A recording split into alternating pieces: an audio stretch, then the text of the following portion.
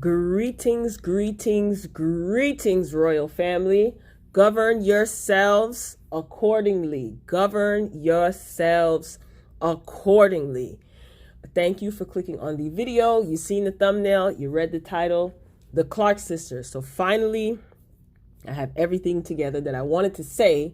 This is not going to be a typical review where I go scene by scene, play by play. It's going to be a little bit out of order. Just pretty much giving my commentary and thoughts on some of the messages that were displayed in the movie. Hopefully all of you have seen the movie by now. Be sure to drop down in the comments section and share your thoughts throughout this commentary and let me know what you thought of the movie. The movie did very well for Lifetime. I will say that. Just a little bit of stats.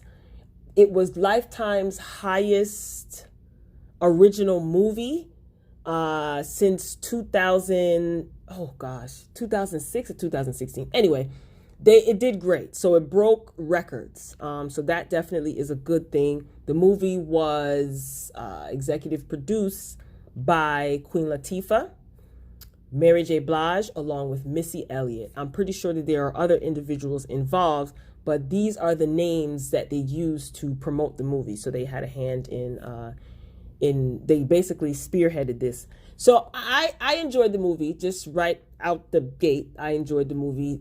This could easily be a story of Dr. Maddie Moss Clark. Yes, it's about the Clark sisters and how they were assembled and all that they had to go through to become who they are.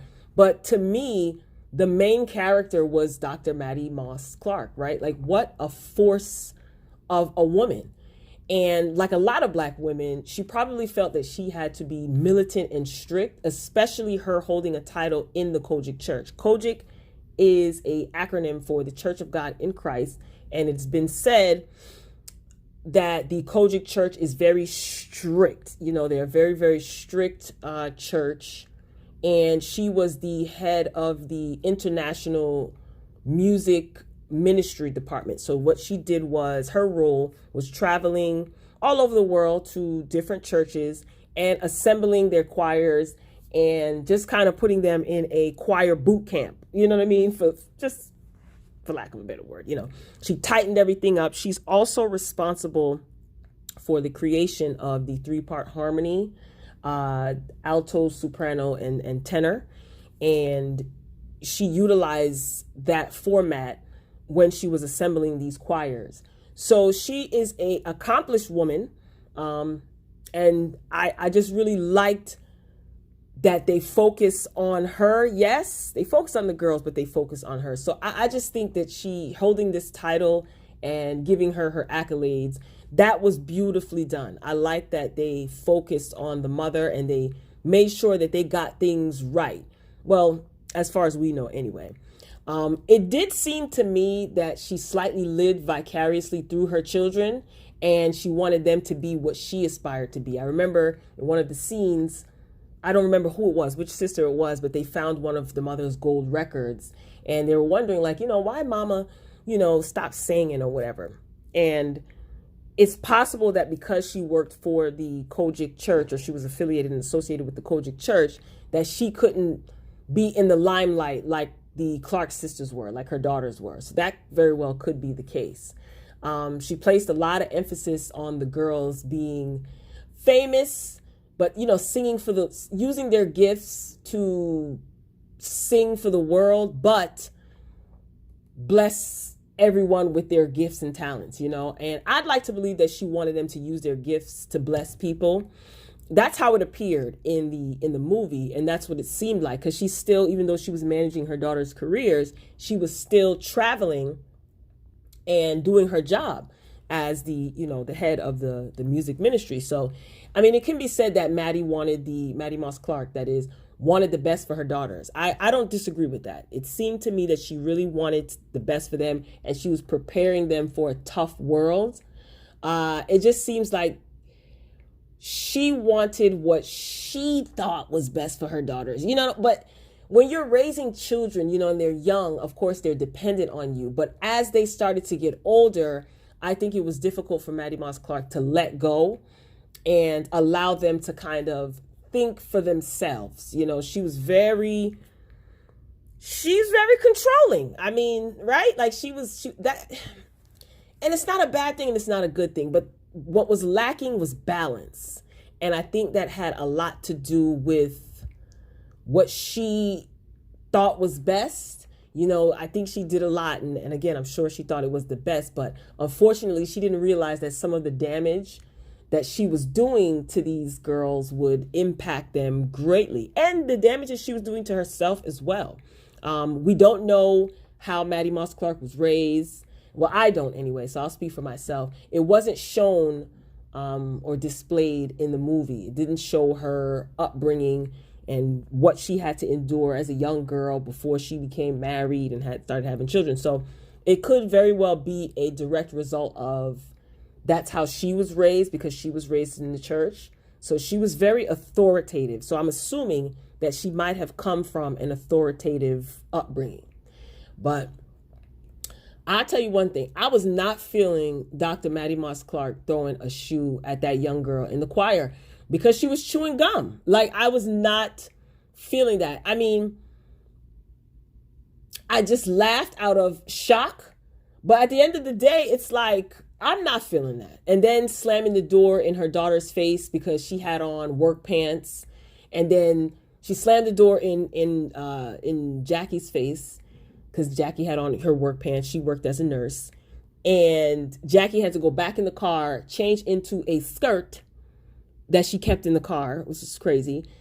And then her mother let her in, you know, and her mother Maddie Moss Clark associated women wearing pants or her daughter wearing pants to smoking reefer.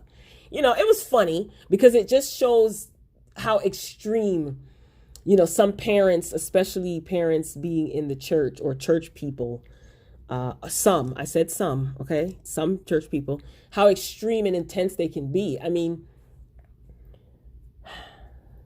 pants, I get it. That's their rules. You know, that's the church rules. So it is what it is. I ain't even gonna, whatever.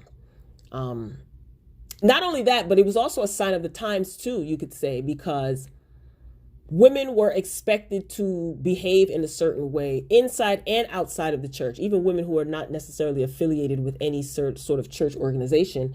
Just back in those days, you're talking about what, like the 60s, late 50s, 60s, 70s, you know, women were expected to quote unquote behave a certain way or carry themselves a certain way. So women wearing pants was kind of seemed as very masculine, I guess, and a woman should be feminine and wear skirts. So it's a combination of the times and on top of that, the strict rules of the church. So, but a lot of behaviors are swept under the rug because someone holds a title in the church, right? You ever hear, like, you know, you can't say anything about people who hold titles in the church, like don't put your mouth on so-and-so, don't put your mouth on prophet so-and-so or deaconess so-and-so. And what that basically means, don't put your mouth on them, is meaning keep quiet about their atrocious behaviors. That's what I equate it to.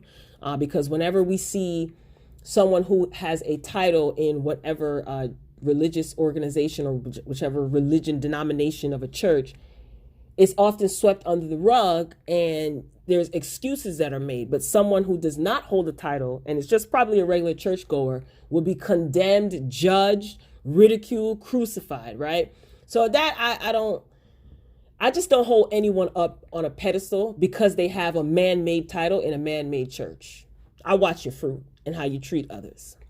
Anyway, it was said that Denise, right, going on to Niecy, it was said that Denise got pregnant actually by one of the church bishops. And of course, you know, they wouldn't put that in the movie because it would make the bishop look bad. You know, you can't make so-and-so look bad. Now, this is allegedly, but I'm saying allegedly, but there is an interview that was done last year where Denise talked about her sisters and the relationship with her sisters and her family.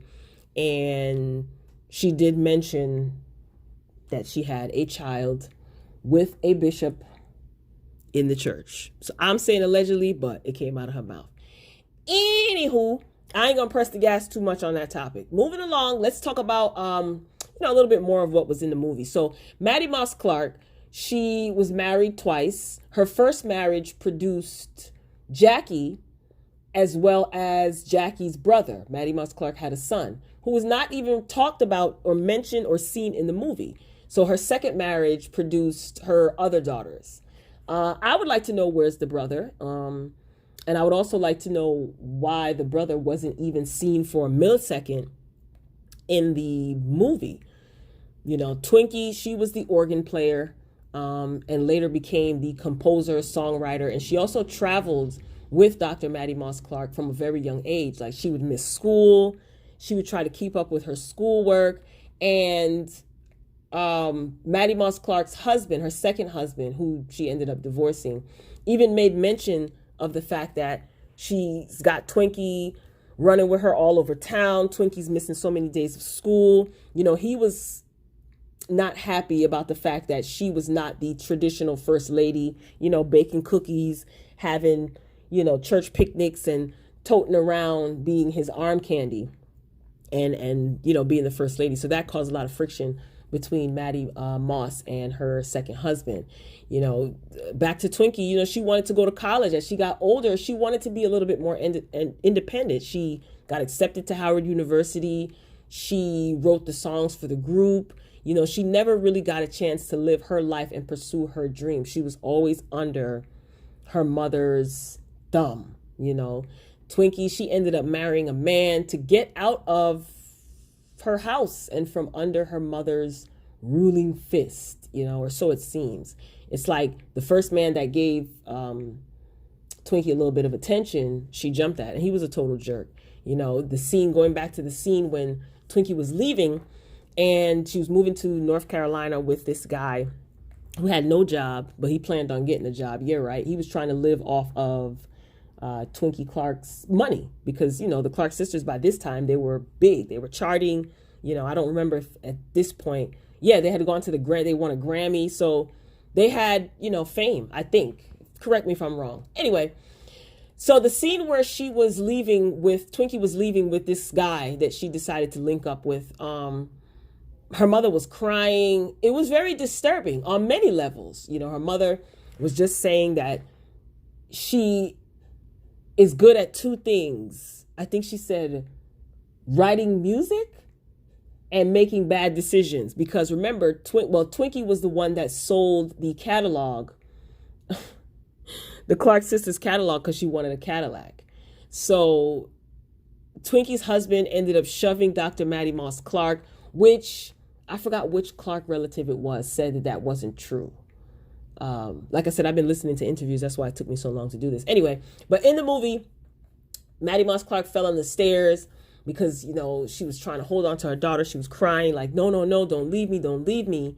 And the guy tried to separate the two and ended up shoving Maddie Moss, and she fell on these stairs. And he and Twinkie left. Now, I already know what a lot of people, I'm not going to say what everybody else is saying. I wouldn't, first of all, I wouldn't even be bringing that home to my family at all. And if I just happen to be drunk or off my bag, as they say, and I seen him shove my mother, it would have been a wrap. Okay. But Twinkie, to me, it was desperate. She was so desperate. That's what she settled for. You know, she wanted attention. Everything was surrounded around her mother, what her mother told her to do. She had no life outside of composing, playing that organ, writing songs, traveling with her mother. She had no life. So again, she ended up selling her music catalog in exchange for a Cadillac. Now, some people say that's stupid, that's foolish. Yeah, that's foolish to most people. But for a young woman like Twinkie, who was sheltered and was never able to think for herself, who never learned how to make decisions, you know, she wasn't really in school, you know what I mean? If she understood what selling your catalog means, then I don't think she would have done it, not for a car, you know. So to someone who lived that sheltered life and was never able to think for herself, it makes sense. That behavior makes sense, because Maddie Moss was the one that handled the business. The Clark sisters, your job, all you got to do is get up there and sing. I handle the business. So let's move on to Denise. She ended up parting ways with her family in the movie. Now, they got an opportunity to sign another record deal. So they're all sitting around the table, and Denise has an attitude. And Mother Maddie Moss is asking her, Denise, you all right? You know, because she could see the tension in her body language. She said, I'm all right, but I'm not signing this contract. Maddie Moss asked the record execs to give them some time. So all the sisters and Maddie are sitting around, and she didn't sign their new contract. And she began to tell her mother, I have nothing left to give you. This is what Denise is saying to Maddie Moss Clark. She says, I have nothing left to give you. You gave me scraps. Like everyone else got pieces of you, and I got scraps. Now, their relationship was, rocky, because Denise was a woman who was quote unquote out in the world. She would come in late at night sometimes. She had her little manses. She tried to talk to Twinkie and tell Twinkie, like, look, you need to live your own life. So she came in late one night and she started mouthing off to her mother. Her mother popped her in her mouth. So there were tensions, and it caused some of the other sisters to look at Denise as going against the grain, and she's the outcast. So they treated her that way. So during this session, when these contracts were supposed to be signed, the sisters, they were disgusted with her. They judged her, and they were embarrassed at the fact that she had 3 kids at this point. She had 3 children, and she wasn't married. So that disgusted them. Now, they sounded like, they very well may have felt this way independently, but to me, they sounded like little mini versions of Maddie Moss Clark. Now, Maddie Moss Clark never said any of these things to Niecy, to her daughter, but the sisters were very vocal. So it's kind of like they were saying what Maddie Moss was probably thinking. I don't know.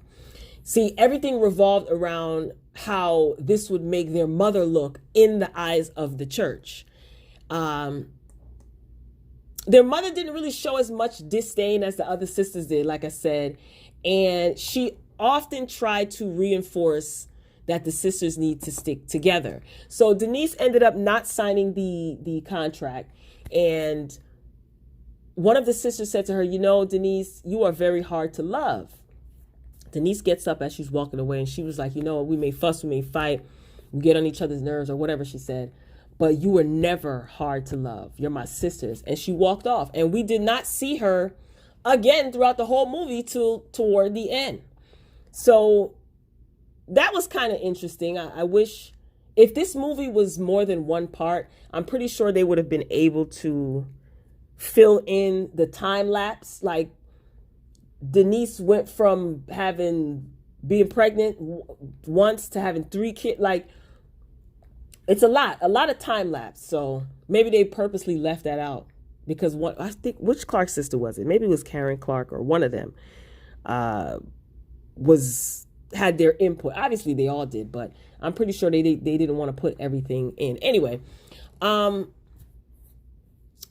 Maddie Moss just wasn't feeling the fact that Denise was going against what she wanted for her life. She meaning Maddie Moss. Like, oh, Denise. Denise just wanted to live her life. I don't think that she was against singing with her sisters, but she also wanted to have a life outside of the church. Like, this frame of thinking, I feel, is a generational curse. It's like, no matter how many children you have, all of your children are different, and they should be acknowledged for their individuality. Like, that's why Denise said, I have nothing. You give me scraps. You gave everything to everybody else. I have nothing left to give you. Like, what about me? I don't know. I just think I don't think that a parent should only acknowledge a child when the child is pleasing the parent, and that may not have been Maddie Moss's intention, but that's obviously how Denise felt, the character that portrayed Denise in this movie. That just comes across as loving someone with conditions. As long as you're doing what you're supposed to do and you abiding by the rules of the church, then I love you. I don't know. Let me know what you think. On to the funeral scene, the infamous funeral scene. So I'm going to say this. If those sisters intentionally left Denise out of the funeral of her mother, they're wrong. Wrong, wrong, wrong. Again, if that part of the story was true, that Denise was left out or wasn't informed, they are wrong. Now, were the sisters just doing what they were told to do by their mother? Mind you, Dr. Maddie Moss Clark passed away. She was in the hospital. She wasn't taking care of herself. She died obviously from complications of diabetes. So she was in the hospital and she ended up passing away. But I just wanted to skip to the funeral scene. Now, it just makes me wonder if that scene was true and they didn't let their sisters know. Like, were the Clark sisters just doing what they were told by their mother and they had no understanding of compassion and forgiveness? Because that seems so cold to me. Like, even if you have beef with your siblings, right? You mean to tell me you won't reach out to them, again, assuming that this is 100% true, you mean to tell me that you won't reach out to them to let them know, your sibling that is, that their mama was sick, then she passed, and you still don't reach out? I would like to know how Denise, in the interview that I was watching, it was so long, it was from a year ago, it was on Larry Reed Live's YouTube channel. It's an old interview, but he re-uploaded the interview, obviously, because the Clark Sisters movie was coming out. I don't remember her saying how she found out, but I would like to know how Denise found out about her mother passing and her mother's funeral services. Like, who told her? Like, did she find out on TV that her mother passed away? Like, who? Maybe one of the sisters called her.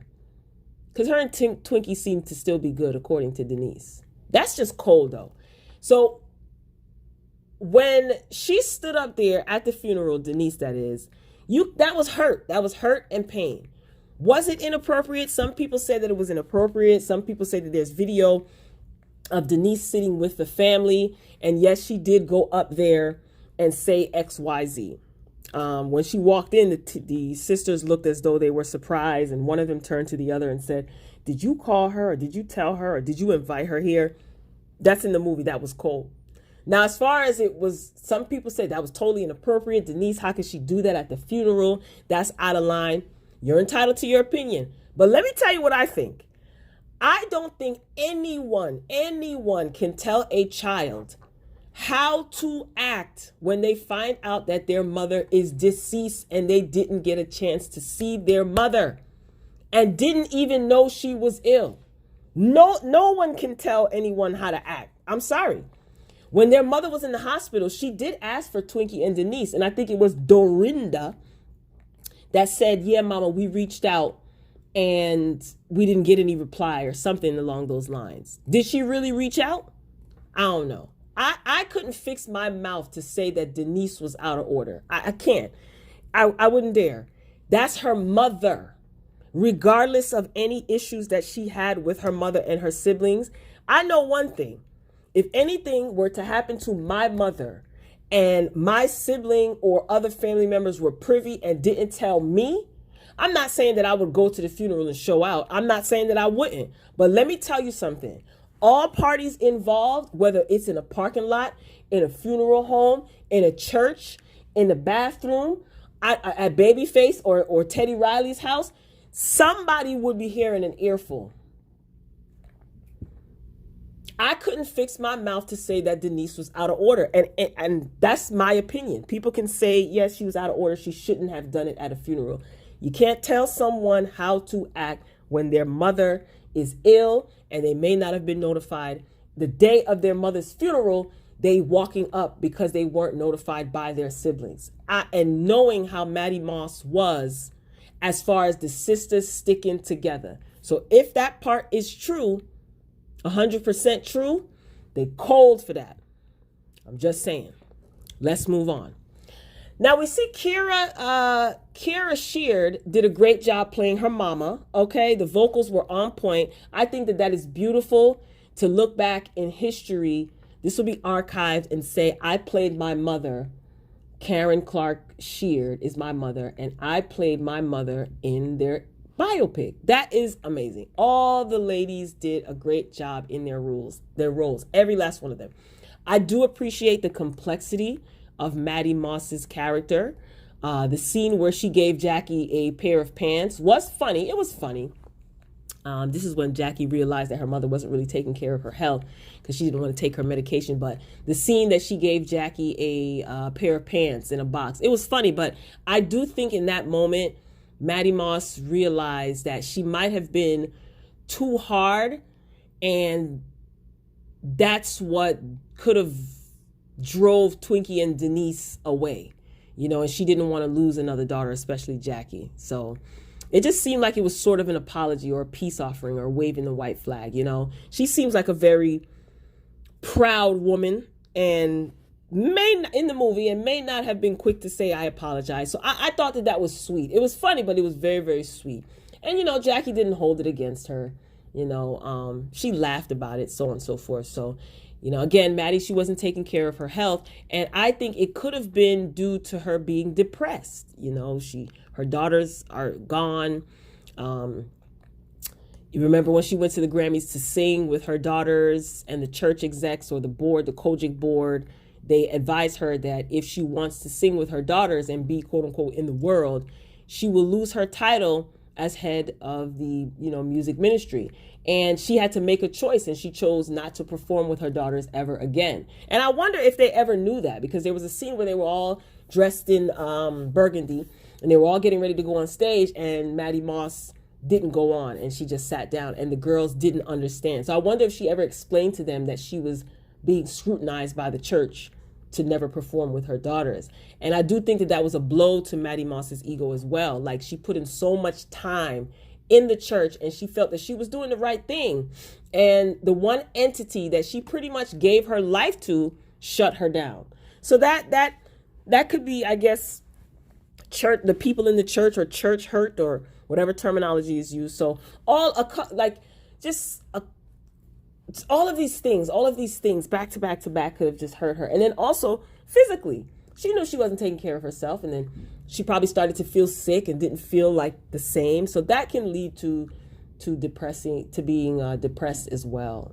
So I mean, the movie was good. Just some additional points. Twinkie did get her catalog that she sold for the Cadillac. She got it back in '92. It is said that the bishop that sat Maddie Moss down, one of the bishops that sat Maddie Moss down, he lived a worldly life that produced several children, allegedly. Now, this came from one of the Clarks' mouths. One of the relatives came from their mouth, but I'm saying allegedly. I heard him say it, but I'm saying allegedly. Anyway, so he was a worldly man, and, he had several children out of wedlock, and his son wrote a book that somehow inspired, this bishop's son allegedly wrote a book that somehow inspired the own TV series Greenleaf. Again, this is all alleged. We don't know how true this is. You see a lot of one of the messages is the Bible being used as a tool of manipulation.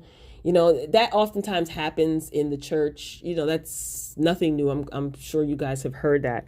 And it's like people cherry pick, and they use certain things for fear tactics.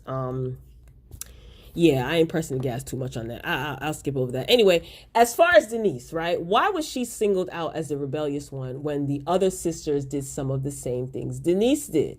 It wasn't televised, but some of the other sisters were not the way that they were portrayed. I'll put it this way. Denise chose to have she has 7 children now, because when she showed up to the funeral, she referenced her boys, her 7 children's. So, yeah, if I was Denise, I'd be hurt too. A lot of the other sisters' scandals, quote unquote, were not televised, but Denise was the one that was the black sheep, and she was just like nailed to the cross, crucified. I wonder, I don't know if the Clark sisters are still a part of the Kojic church. If so, that would probably explain why a lot was left out, in my opinion. If you tell too much, then everybody might get exposed. But if if they're still a part of the Kojic church, you can put it in the comments.